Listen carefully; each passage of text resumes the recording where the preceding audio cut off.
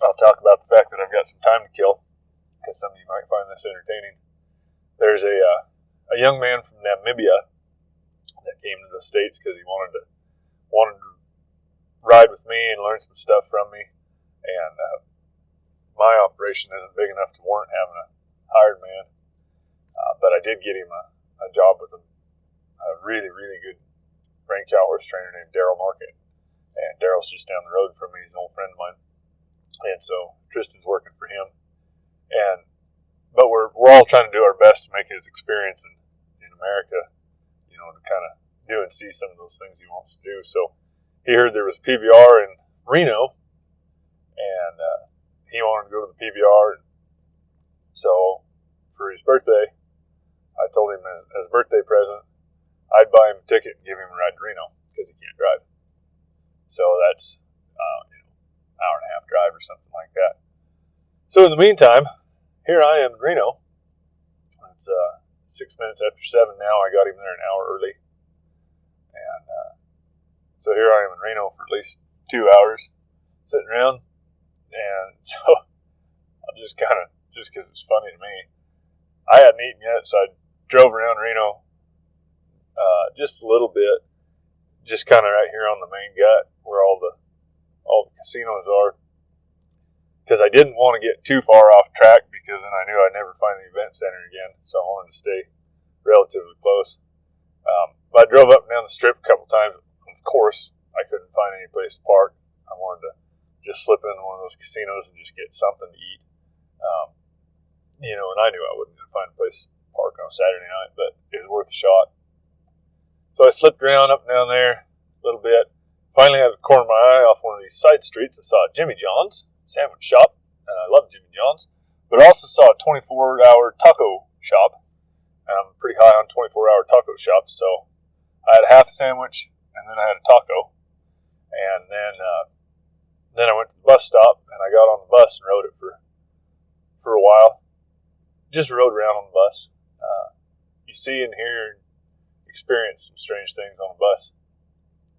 If any of y'all have never done that, if you got time to kill and you're in a pretty big city, just jump on the bus, just ride it around. You'll see different parts of it, and see different parts, experience different parts of the city than what the city Chamber of Commerce wants a tourist to see. So that was fun. Also, for any of you, if there's anybody younger that listens to these, or you can, if you're not younger, you can give this advice to somebody that's younger. If you want to take a gal on a date that's different than any date she's ever been on, just jump on a city bus, pack some sandwiches and some soda pops with you, jump on a city bus and just ride it for the whole route. I used to take girls on bus dates from time to time. It's different. You'll find out if you want to be friends with her or not. So anyway, how was that? I'm putting mine to the spring wagon at the Denny one year, and I've tried to sit down and write this deal out a few times, and maybe eventually I'll get it wrote, because it'd make a good read, but I'll talk about it on this. Hope you all like it. It was a heck of a fun couple of weeks, and so we kind of joked it was the spring wagon. We weren't on there was just 3 of us, and we weren't on a wagon. We weren't on a literal wagon. We were sleeping in the house at Denny at the camp, cooking for ourselves, 3 men, living in a 1-room house, sleeping on the floor, and we darn sure weren't on the other kind of wagon either. The 3 of us, we were enjoying our spring. So anyway, it was the 3 of us was myself and my brother Greg, who was the camp man at the Denny. That was the ranch he ran, or the camp he ran, and our friend Riley, Aunt Riley, I call him. And I got to call him Aunt Riley. Well, I got to calling him Aunt Riley because the kids call my brother Uncle Greg, and so Riley, he was bumming around with us quite a bit there for a couple of years, and right there at first the kids were calling him Uncle Riley, and I said, no, kids, that's not Uncle Riley, that's Aunt Riley. Well, they were little enough they didn't really know the difference between what Uncle was and Aunt was. You called some people Aunt, you called some people Uncle, And so they just rolled with it. And so it got to where everybody that was around at that time, my kids and then all the adults too, we all call him Aunt Riley. And I'll talk about his part in this deal here in just a second. But that Denny Ranch, it was 100 sections. So what's that? 640,000 acres or 64,000 acres? 64,000 acres. So it was 64,000 acres, and Greg pretty well ran it himself. Me and somebody else would come up in the spring and the fall and help gather and process and brand and stuff like that. And of course, on branding days, there'd be more than enough help. Everybody wanted to come help on branding days, but processing and stuff is usually just three of us, and gathering is usually just three of us. And then time to time throughout the summer or the winter, I'd go up there. I was at the K4. I'd go up there to the Denny, which were under the same parent company. I'd go up there and spend 2 or 3 days and help him do this or that or the other thing from time to time. So he knew the ranch intimately. I knew it pretty well. And old Aunt Riley, he didn't know it at all until this first time. But one more thing about the Denny, so it's 100 sections. It's basically only 2 pastures. There's the Denny 5, and then I don't remember what that other side is called from the Denny 5. And then there's a little pasture called the Mission that's, I don't know, I would guess less than 1,000 acres. And then there's another little pasture called the Airport that's maybe a hair bigger than that. So those were more like traps for that ranch. Something maybe throw a bunch of bulls in there when you pulled the bulls off or something like that. But it was basically just the 2 pastures. So everything was on the Denny 5 side, and the corrals are kind of right square in the middle. And that's basically the only set of corrals on the whole place. There's a handful of little rickety corrals here and there that if you're pretty handy, you can halfway get something done as long as you do it by the skin of your teeth. But that's basically just right there. They call it the Iron Gate corrals. At the Iron Gate, that's where the corrals are. And it's a good set of corrals. At one time, the Denny was a going, blowing. It was part of the 3 V's at once, and then it was part of Diamond A's at one time, and might have been part of the Double O's at one time. Neighbors of Double O's. So at one time, it was a going, blowing place. They ran a bunch of yearlings on there, and every little watered place had a trap, a set of corrals, and it was a good deal at one time, years and years ago. But it's been a lease ranch for forever and ever and ever and ever, and so it's been let go to pot, so to speak. So now let me talk about Riley for a minute. Riley's from, I think, Sheridan, Wyoming, somewhere up there in northern Wyoming.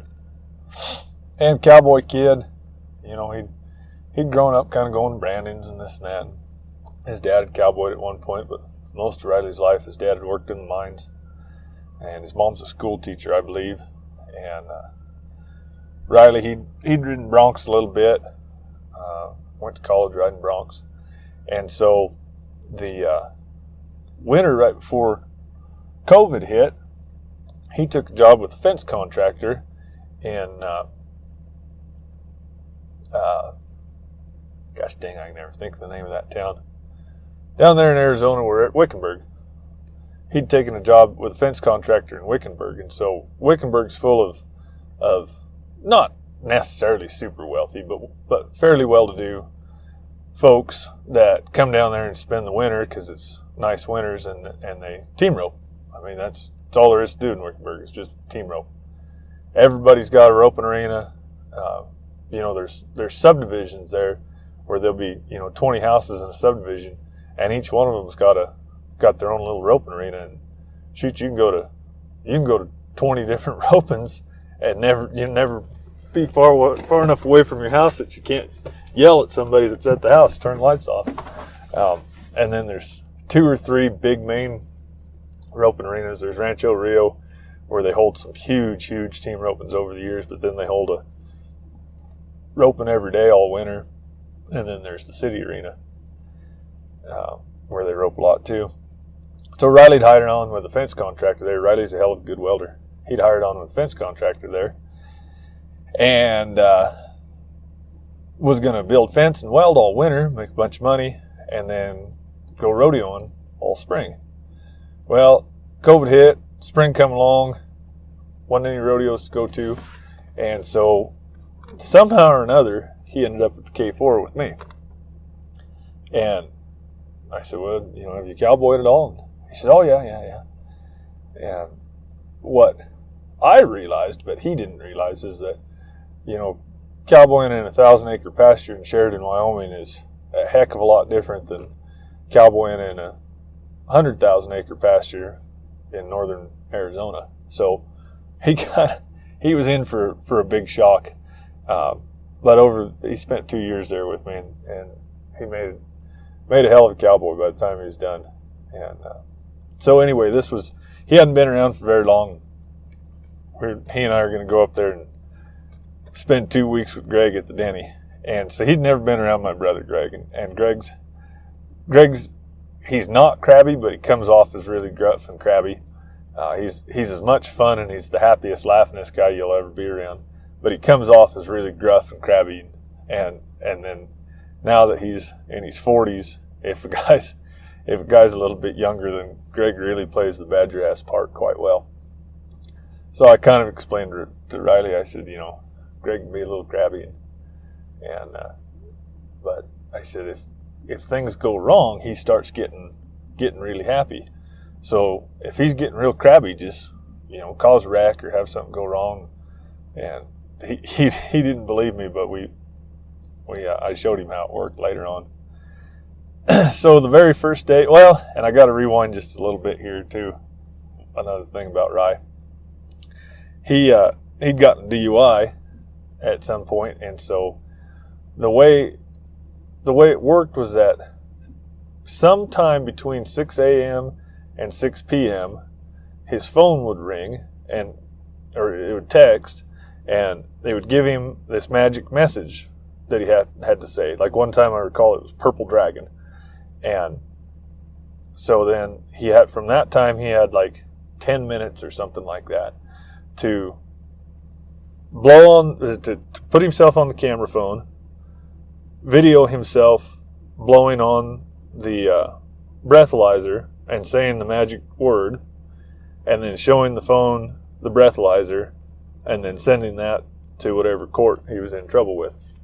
So it was a ridiculously bad pain in the ass, especially because we were trying to cowboy. I had him mounted on every kind of bad horse I could come up with, and we didn't really have that great a cell service. So there's where we're at there, because that plays into the story at different parts throughout the spring. So the very first day, we just kind of made a little hoorah, got a few cattle where we needed them to be, and put her away. We had some horses to shoe or something like that. And so, let's see, we'd put them in a holding trap, and that trap was pretty big. It was probably 1,000 acres right behind the house. We'd put them in that trap, and the idea was we were going to just keep throwing things in that trap, and then when we had the Denny 5 pretty well all gathered, then we'd call in the troops, take them down there to the iron gate, and we'd brand everything. So the next morning, we go to leave, and it's just a beautiful morning. It's bright and sunshiny, and there'd been a little bit of a dew, so it felt good, and it was just a nice day. And Riley and I'd made some breakfast, and we had our horses saddled. And Greg, he's mumbling and grumbling around and kicking rocks. And Riley said, "Oh, you're right, he is crabby." And I said, "Yeah, watch this, I can fix this." And so I walked over where his shaps were hanging, and I put them in the toolbox of his pickup instead of where they were supposed to be. So he gets his horse saddled and gets loaded. And he can't find his chaps. God damn, my chaps. And so I said, right, come on, let's help him hunt his chaps up. So we're hustling around, spend 2 or 3 minutes there hustling around, and I found his chaps because I knew where I'd hit him. Here they are. And, oh, I'll be damned. Wonder how the hell they got there. And he was a little bit less grumpy. He's kind of said, well, it's a pretty day, it's going to be all right after all. I kind of gave Riley the old wink, And so we lit out of there and pulled out the driveway, and we're trailering over to where we were going to get started.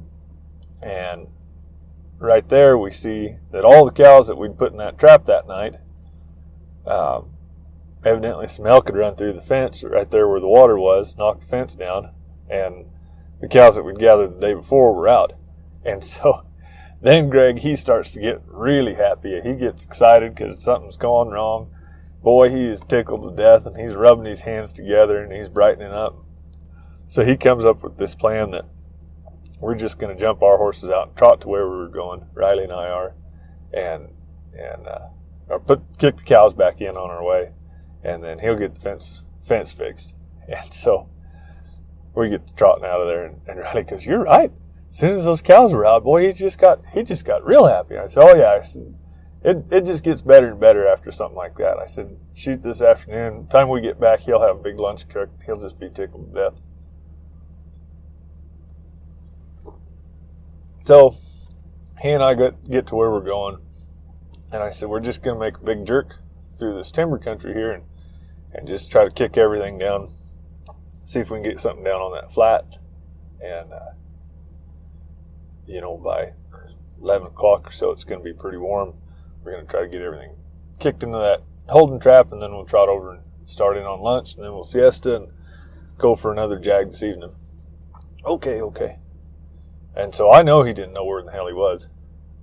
So I said, whatever you do, just don't lose sight of me. In this timber, we can spread out a little bit, but don't lose sight of me. And if you do, whistle and I'll whistle back. You'll be able to find me. Okay. Along about that time, he just whirls and trots off. And we were headed north. He just whirls and trots off to the east. And he got out of sight, and I whistled. He never whistled back. I whistled again. He never whistled back. And I thought, well, the last I'm going to see that guy, he's going to get lost. So another 15, 20 minutes goes by, and my phone rings, which is odd because I usually don't pack a phone when I'm cowboying, but for some reason that day I was. So my phone rings, and it's amazing I had service. But it's Riley. And he says, "Hey, where am I?" I said, "Well, how in the hell do I know where you are? You left out for me." I said, "I don't know where you went." He says, "Well, I don't know where I am either." And I said, "Well, which direction did you go? When you left me, did you keep going the same direction?" He says, "Well, I don't know." Well, I said, "Did you turn north or south?" And he says, I don't know which direction I was going." And I said, "Well, you lit out for me heading east, and I was heading north. Did you kind of go the same direction?" He says, "Well, yeah, I think so." And so by now it's about 10 o'clock in the morning. And I said, "Well, I just kept heading north. So, we know where I am." I said, "Which direction are you pointing right now?" And he says, "Well, I don't know." And I said, "Well, do you know which direction's north?" And he said, "No." And I said, "Well, where's your shadow?" And then over the phone, I could hear him riding around in a circle trying to chase his shadow around. And I said, "Stop. Just hold still. Just come to a dead stop." "Okay." I said, "Where's your shadow?" And he says, "It's on my left-hand side." I said, "Okay. Your shadow's on your left-hand side. You're pointing north." I said, "Just ride straight north at a trot, whistling, and I'll find you." Okay. So anyway, after a little bit, he clabbers around, and I can hear him, and I get him woed up. He was whistling, but he wasn't listening for me to whistle. So I get him holed up finally and get him stopped. And he says, "How in the world did you know I was pointing north?" And I explained how the sun comes up in the east and how shadows work and so on and so forth. And I imagine he's figured it out by now, but he darn sure didn't have any idea what I was talking about at that point. So I said, this time for reals, just stay with me. So we got around a little ways longer and run into some cows and kicked them down there on the flat. And there's a spot there called Middle Water. And at Middle Water, in the end, we ended up building a good set of corrals there just to hold something in on a water trap. But there was only 3 sides of that water trap. And so we put them in there on that water. And I said, you stay here with these and don't let them out. I'm going to make a jerk the other direction on the other side of this flat, and I'll just make a big circle and come around, and I'll come back to you. And just stay here. Okay. And I said, if you want to get off, haul your horse, take a nap, whatever, just stay here. Okay. So anyway, off I go. And I run into some other cows, and they wanted to be pretty wild, and they just lit. And so I just stayed at a long trot behind them. I could see them. I didn't put any more pressure on them. I just stayed behind them. They were going kind of, sort of the direction. They weren't going back to Middle Water, which is where I wanted, but they were going towards the Iron Gate, kind of, sort of. And so I just let them travel and stayed there behind them. And just about the time where I got them to where they were walking, and I was staying at a walk, and I was catching up to them where I could then get to where I could turn them or something if I needed to, but they were going the right way. I was just kind of getting them tame when Riley shows up. I mean, just at a high lope, just crashing around. He's just riding around. He didn't come find me. He's just riding around, but I see him, so I whistled at him. And so he comes loping up to me, and I'm waving, get him slowed down. And I kind of got him slowed down, and then I just said in a low voice, I said, I just got these cattle where I wanted them. Just don't make any sudden moves, and don't be real loud. Just go along here real quiet like. And he says, oh, okay. And I says, I thought I told you to stay at Middle Water. What happened? He says, well, I did like you said, and I hobbled my horse, and I laid down there and took a nap, and when I woke up, those cows were gone. And I said, shit. I said, well, which way did they go? He says, well, how would I know? I was asleep. I said, which way did their tracks go? And he says, oh, I didn't think about that. And I said, well, let's not worry about that. We got these ones here. Let's worry about these ones for now. And so we're kind of riding along there and just getting to where we can kind of chit-chat just a little bit. And his phone goes off. He's got to do his breathalyzer deal. So it goes off, and it startles those cows a little bit, and they kind of hit a trot, and he stops to do his breathalyzer deal. And he was riding a horse, what do you call him, Brushy. And Brushy was a pretty bad runaway. I said, I'm going to stay with them. You all right? And he says, oh, yeah, I'll be fine. And he just wraps the reins around his saddle horn, reaches back behind him with both hands. He had a candle bag, reaches back behind him with both hands to grab that thing out of that candle bag. And I thought, surely this horse is going to run off with him. And that horse just stood there. And so I just left him and kept going. And I can hear him back there doing his breathalyzer deal. And when he blew on that breathalyzer, it goes beep, beep, beep, beep, beep, beep, beep, beep, beep, beep. When it's ready or when it's done or whatever the deal is, it goes doing that beeping. Well, that was all Brushy needed. He was trying to be good, but he couldn't take it anymore. So Brushy's running off. Riley's got a breathalyzer in one hand and a phone in the other. His reins wrapped around his saddle horn. Of course, Brushy just runs off right through the middle of these cows and then just keeps going. And so I didn't even see where he went. I was trying to get my cows gathered back up. I kind of get them gathered back up. Here he comes at a high lope. Got all his paraphernalia put away and everything. And got his horse gathered back up. Comes loping right back up next to me. I said, you all right? He says, yeah, fine. Like that was a normal thing to have happened. He just continued doing his breathalyzer deal while the horse was running off. So anyway, we got the cattle. Got them to the Iron Gate. Well, it turns out the ones he'd been supposed to have been sitting on, they kind of knew the drill, so they'd gone to the Iron Gate themselves, were standing there wanting in. So we got everything put together, put them in the holding pen, got trotted back to the house, and had a great big old lunch.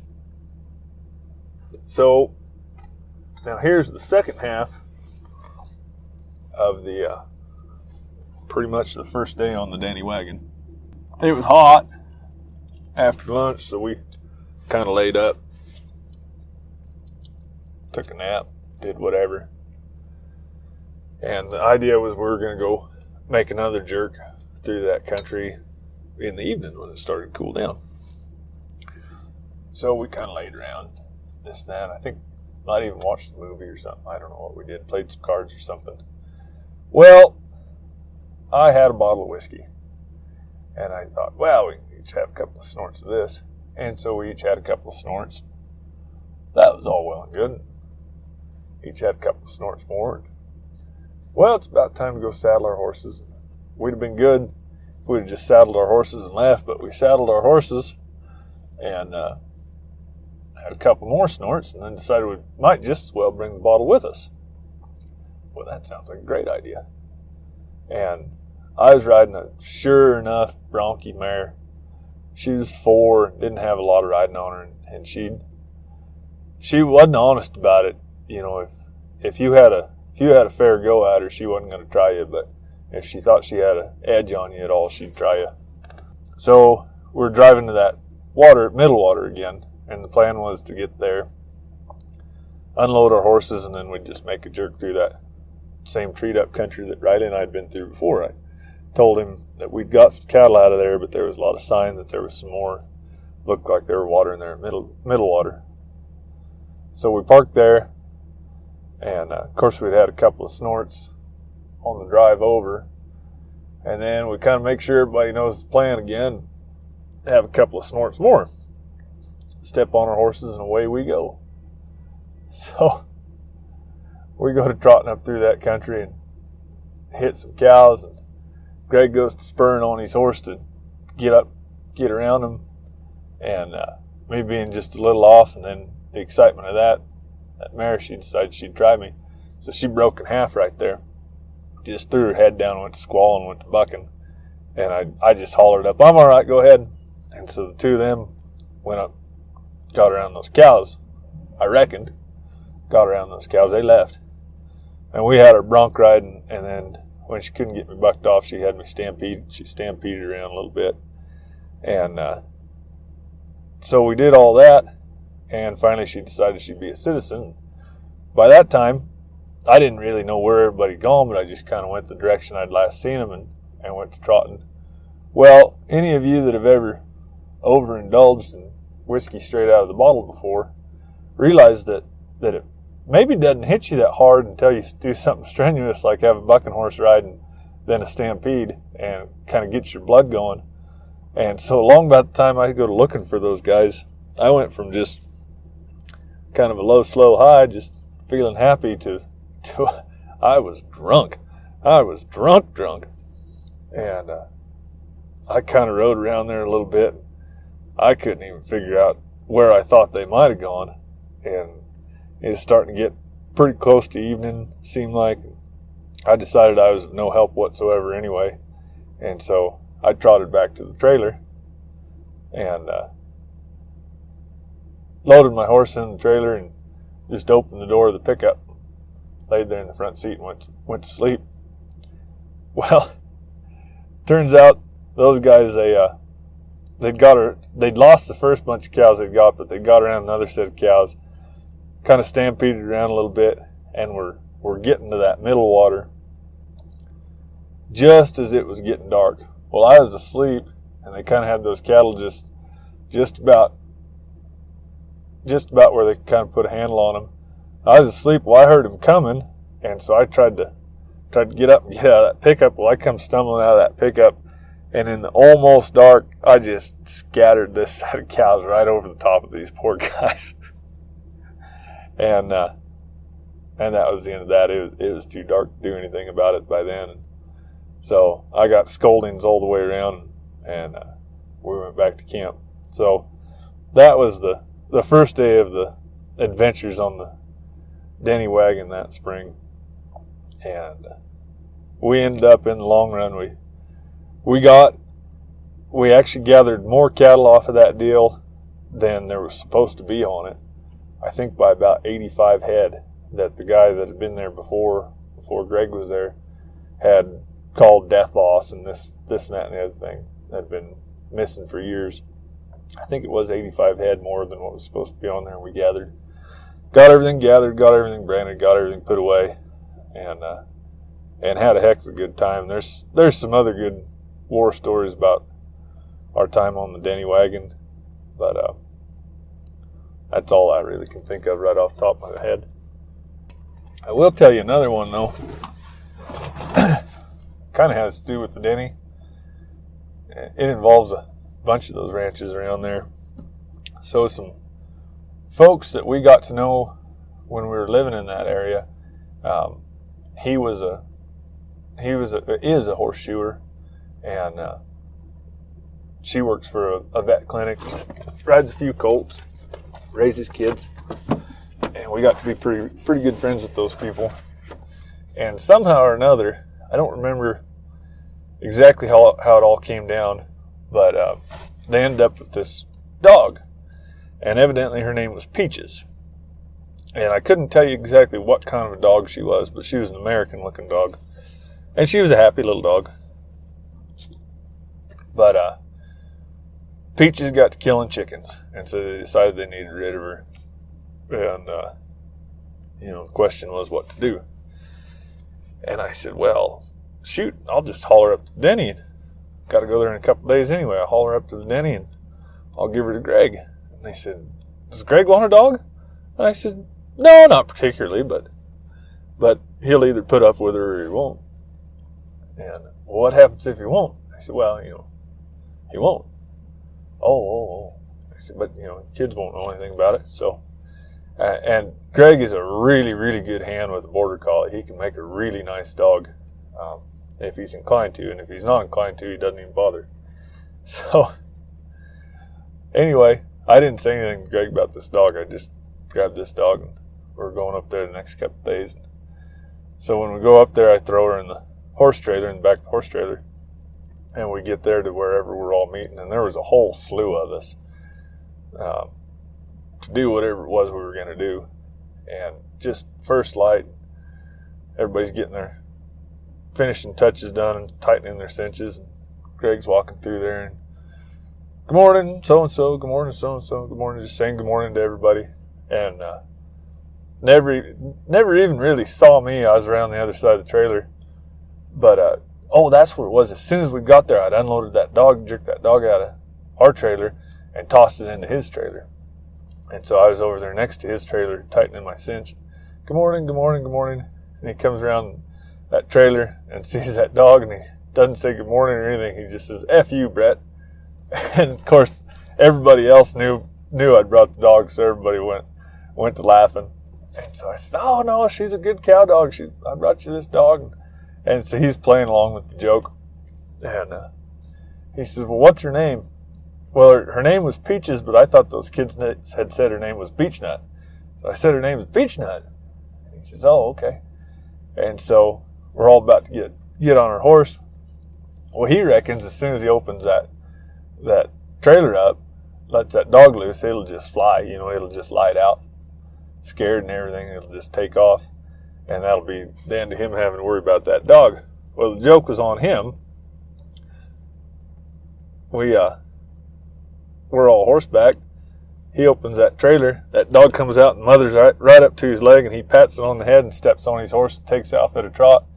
Well, that dog was right on his horse's heels. And so now the joke's on him. We're all laughing. Well, he figured he'd out-travel that dog. Well, that little son of a gun kept up with him all day long. She wasn't no good, but she kept up with him. So by the time we got back to the trailers, done doing whatever we were doing, I wouldn't say he'd taken a shine to this dog, but he was pretty proud of the fact that she'd kept up. So we all had to head somewhere, and there's a bunch of young guys, and they go to step into Greg's pickup. Some of them were riding with us, some of them were riding with him. And it's a single cab pickup. He opens the door and lets that dog in, and those boys go to get in. And he says, no, get in the back. What? He says, that's where my dog sits. Get in the back. So he made those boys ride in the back of the pickup, let the dog ride up front. And he kept that dog around for quite a little while just so just so anybody that wanted to ride with him, he'd make them ride in the back. And then the dog, somehow, one of the boys at Rosewell, his name was Luke. Luke took a shine to that dog and taught her some tricks and this and that. So she ended up moving to Rosewell and lived with Luke for a while. And then not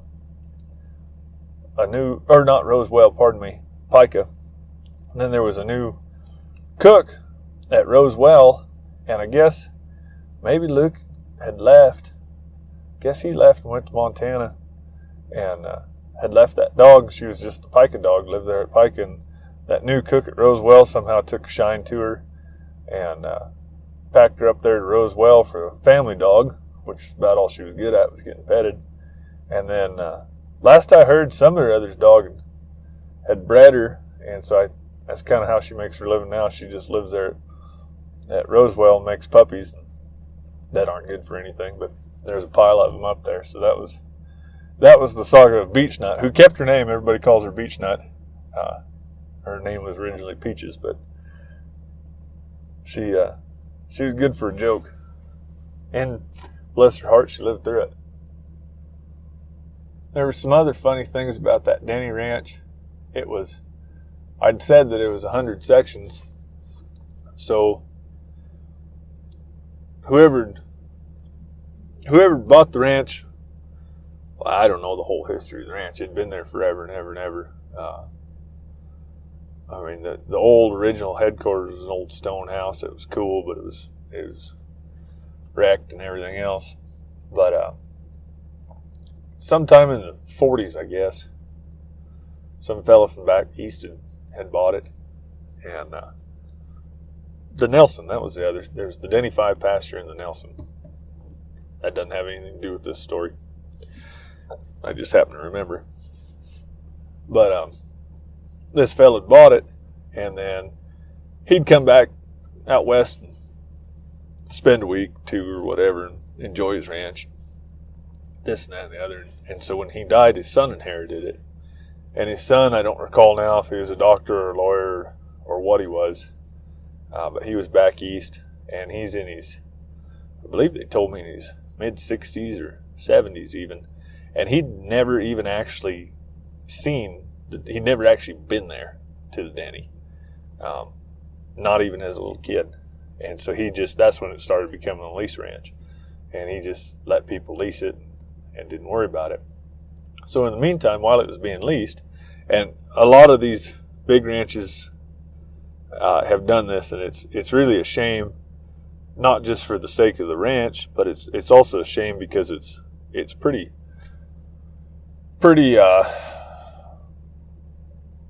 I don't know if there's actually a word called charlatarian, but it's pretty dishonest about the way this is all done for the people that buy these parcels. What they do is these ranches that the owners don't really want but can't exactly sell for whatever reason, maybe just because somebody doesn't want a ranch that big or whatever, they end up subdividing them. And so, 100 sections is subdivided into however many 1,000 20-acre parcels that any Tom, Dick, or Harry can buy. And then, you can get on the internet and look up cheap land in Arizona, and you'll find parcels that are on the Denny. And, it'll say great hunting property and once in a lifetime deal and beautiful views. And it's just a chunk of ground in the middle of a big desert ranch. There's no road to it. There's no electricity. There's no water. There's no nothing, but it's cheap. And so anyway, the Denny happened to be subdivided in that way. And so the people that are living on there, there was a couple of people that just wanted to be away, and they just were pretty good people, but there was a lot of them that were hiding from the law, and a lot of them that were, couldn't be in society because they were a little off. There was a lot of weirdos, but there was probably only, I would guess, only like 30 or 40 people that really lived on that ranch full time. Some of them in a camp trailer, You know, it's pretty weird, but wasn't a whole lot of people. But over the years, a ton of those little parcels had been sold, and somebody had tried to make a go of it. You know, make a life out there on the ranch. Well, you know, from that place, the only closest town is Seligman, and it's an hour on a dirt road, and then I want to say 16 miles on the highway to Seligman. And there's nothing in Seligman, so it's not like you can have a job there, hardly, you know, enough to make a living. So the people there either have to commute all the way to Flagstaff or all the way to the other direction to whatever the hell that other town is where you turn off to go to Vegas. It's right there on the freeway. It'll come to me in a second. I'll yell it out for no reason. So anyway, anybody that lived there had to commute. Like I said, there was no water, so everybody had to haul their water. And so while there's only a handful of people actually living on that place, there's hundreds of places where people had made a try, you know, had made a go of it. So doing anything on that ranch was pretty tough because there was little chunks of fences all over that maybe went 20 yards, maybe went 40 acres, but you never really knew until you kind of got the place figured out. But there was all these little abandoned places, and so that Nelson pasture, we called it the field of broken dreams, because there were places that had to have been, had to been in the 60s where somebody had tried to make a go of it, and then it had been abandoned ever since then. And, you know, anybody that wants to go out there and live at that place under those circumstances is probably kind of a weirdo. So those little places, you found just the weirdest stuff. There was one place where I found a fuselage of an airplane stuffed up in a tree, and it kind of appeared to be that someone's trying to build a shop there and maybe was working on that airplane at some point. But of course, it had been abandoned for years and years. And there was one spot in this kind of open meadow all the way around it. There was, and this scared the hell out of me, but there was mannequins set up doing all different sorts of poses, doing different things. I come riding through there, and it was kind of just first light. I thought I saw somebody, and I thought, well, maybe that's a hunter, so I whistled, but nothing happened. Nobody moved. We'll pause this for a minute here. Well, that bull riding didn't last as long as I thought it was going to, so I'll finish this story another time.